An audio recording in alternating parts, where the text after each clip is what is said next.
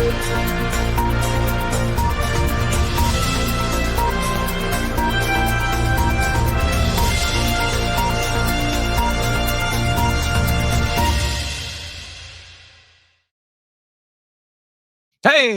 how you doing, Sober Army? This is the Stop Drinking expert, Craig Beck, and the author of Alcohol Lied to Me. Welcome into the Happy Sober podcast.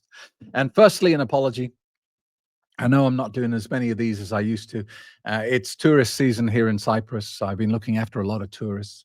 It's crazy hot here as well. I mean, stupidly hot. So if I look a bit sweaty, it's because the AC is fighting a losing battle here.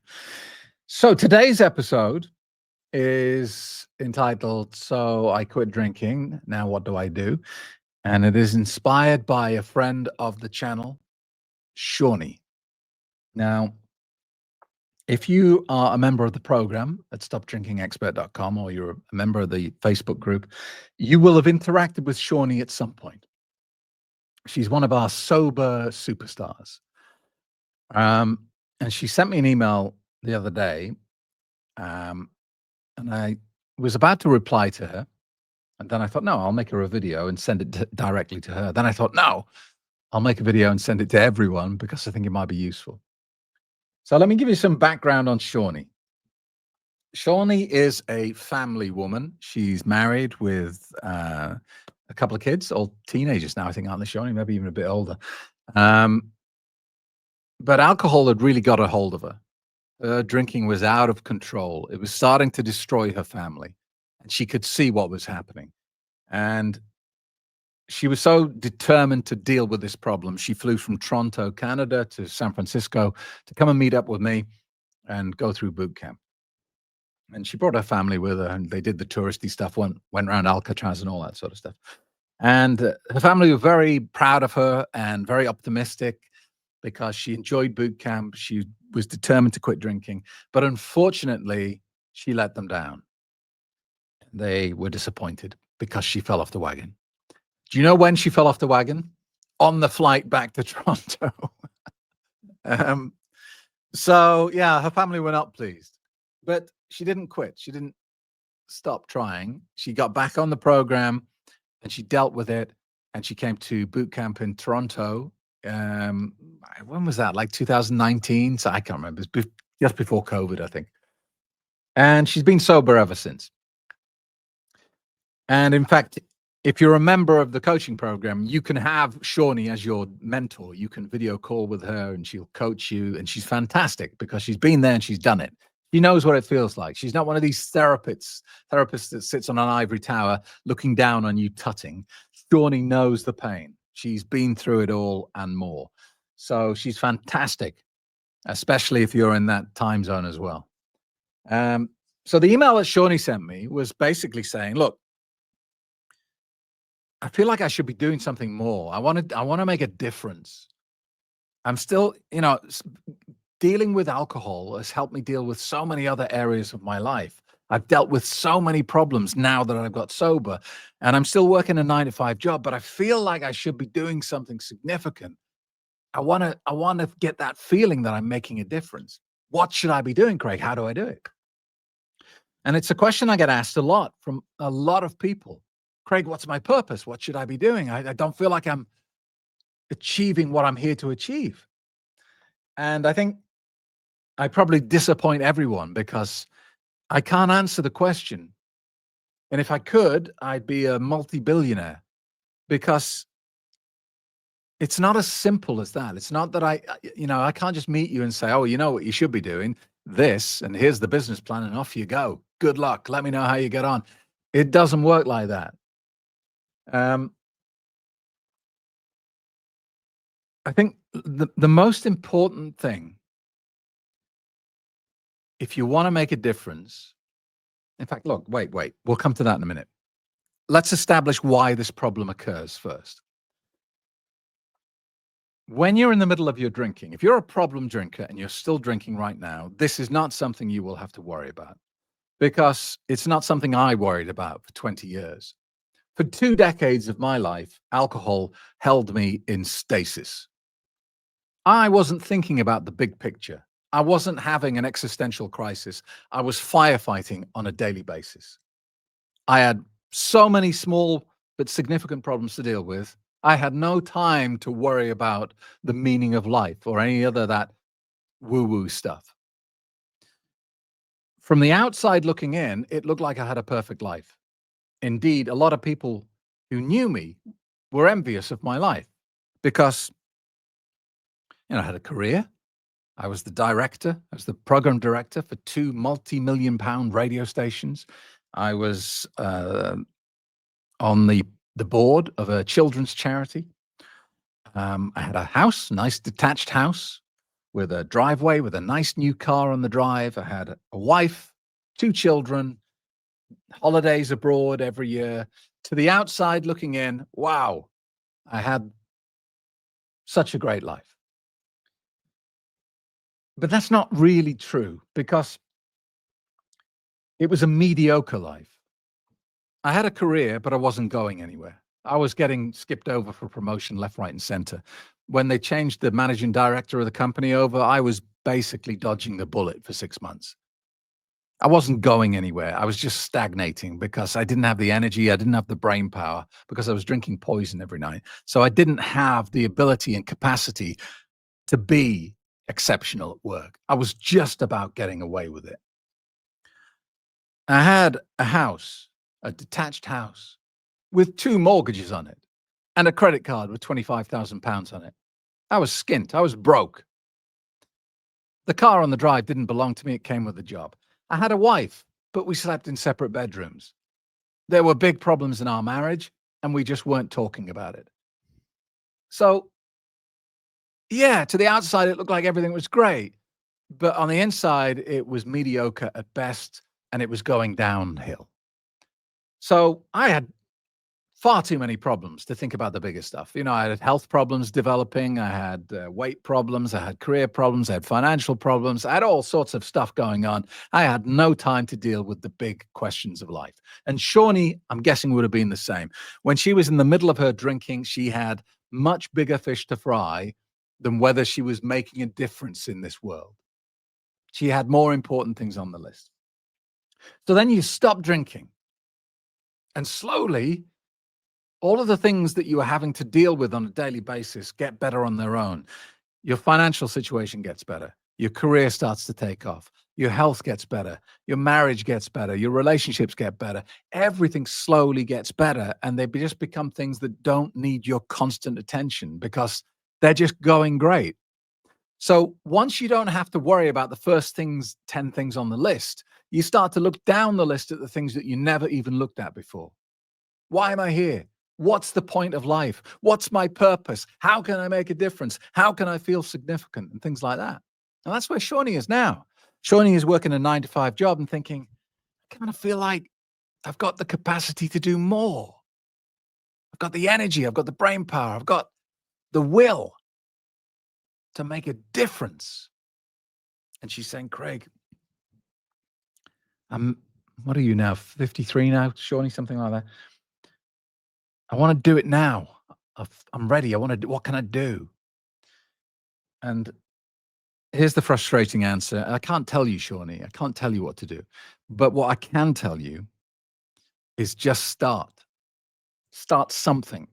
It doesn't even matter if it's vaguely related to what you think you should be doing. Just start something. Because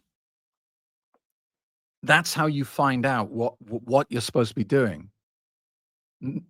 Honestly, most people get trapped in that position you are now, where they know they want to do something significant, but they don't know what it is. And so they wait for their purpose to reveal itself. And it never does. And they get to the end of their life with their music still in them because they waited for divine inspiration, for their purpose to reveal itself. It doesn't work like that. You've got to sow the seeds before you can take the crop. You can't say, give me the crop and then I promise I'll sow the seeds next year. You've got to do it the right way around. And you've got to take action. You've got to start something. I'll give you an example. I never thought, planned, or dreamed at any point in my life that I would spend 15 years of my life helping people to quit drinking. If you'd asked me, it just wouldn't have even been on the end of a list of a million things. It wouldn't have been there. So how did I end up doing it? I wrote a book called Alcohol Lied to Me with no expectation that it would be read by anyone. I did it purely to document the journey I'd been through. And I self-published it. I didn't even bother trying to get it published. I didn't send it to any publishers at all. I self-published it. I recorded it as an audiobook using one of the work studios when I was working for a radio station, and I submitted it out there, and I forgot about it. I didn't think about it for 6 months. And after about 6 months, people started emailing me saying, "I can't believe this book. It's like you know me. You've just described me more perfectly than I know myself." And I was shocked. I didn't expect the book to resonate with people like that. I just thought I was a bit of a weirdo, and I quit drinking in a different way, in that I didn't think I was to blame for my alcohol addiction. I didn't want the label. I didn't want to be told that I was a broken individual and given that stinking label, alcoholic, for the rest of my life, because it didn't make any sense to me. And things have to make sense for me to buy into them. And it was like, AA and the traditional way of dealing with alcohol was, if you repeatedly drink this highly addictive substance and then you get addicted, that means that you're broken. There's something wrong with you. You're weak-willed. You're terrible. And you're going to have this label now for the rest of your life because you horrible person, couldn't routinely drink a highly addictive substance and not get addicted. That doesn't make any sense at all. That is complete nonsense. To me, drinking a highly addictive substance every day and then getting addicted to it is not not something broken within me. It's not something weird about me. It's the entirely logical conclusion of my actions, is it not? So that's how I approached it. And it was different at the time. Now, it's been copied many times since now. I hear many people using my phrases these days, and that's fine. I didn't expect that I would become an alcohol cessation therapist. But by doing so, let me just get this a moment. Hang on. Okay. Sorry about that. So it did change my life. Quitting drinking completely changed my life, and helping other people to quit drinking was a part of that transformation. I went from being in a career that I was bored to death with, wasn't going anywhere, could see the end of. I could see that the internet was going to destroy traditional commercial radio. I could see that the numbers were on the wall and it was coming to an end. I was in a marriage that just didn't work. It had failed 5 years before. My health was crazy bad. My financial situation was worse. Everything was terrible. And I went from there to changing career completely, moving 2,000 miles and escaping the gloom of the UK to live on a Mediterranean island with a 42-foot Italian yacht in the marina, married to the woman of my dreams, my soulmate. My health now is better than it ever has been, despite nearly dying a few months ago, but that's unrelated. And everything is better. I have no debt. And that all came about with no planning. It started by starting something. And that's what I encourage you to do, Shaunie, and to anyone else who this resonates with. You just got to start something. Now, what'll probably happen is that you'll start something and life will throw you a Y junction. The way you thought excuse me, the way you thought it was going to go, it won't go like that, because life laughs when we make plans, doesn't it? So life will come up with a Y junction and you'll go this way, and then maybe it'll branch off again. You'll go a different way. But you have to take the first step, as Lao Tzu says. So in your case, Shaunie, then you got to do something that scares you. All right. So think about roughly what you love to do. Um, and I always say to people, if you want to know what that is, what could you do every day for the rest of your life, never get paid for it, and still love every minute of it? So that could be anything, couldn't it? It could be gardening, it could be coaching, it could be public speaking, it could be writing, it could be anything. It's unique to you. That's why I can't give you the answer.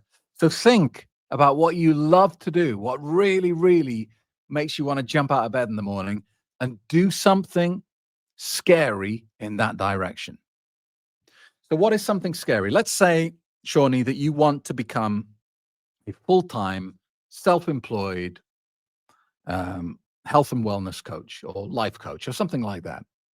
So you do something scary. You sign up for the NLP course that costs, I don't know, $1,000 and requires you to take a week off work to go and do it. You get the business cards printed that say life coach, health and wellness coach, or whatever it is. You get the website built.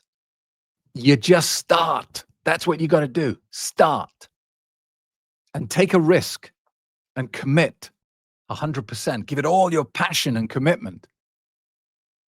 And if you do that, I promise you, the journey won't be easy. It won't be smooth, but it will be exciting. It will challenge you, and you will eventually end up where you're supposed to be. That's the best advice I can give you. Start. Stop researching. Stop thinking. Stop waiting for life to give you a sign. It won't. Just begin. All right. I hope that helps. It will for some people, it won't for others, I guess. But thank you very much for being with me. If you have any questions, email me, craig@craigbeck.com. If you're worried about your drinking, get over to that website. Stopdrinkingexpert.com. Get a free copy of my book, Alcohol Lied to Me. And you too can have this problem for yourself. The big existential challenge. Why are you here? What are you supposed to be doing? Thanks a lot. See you soon.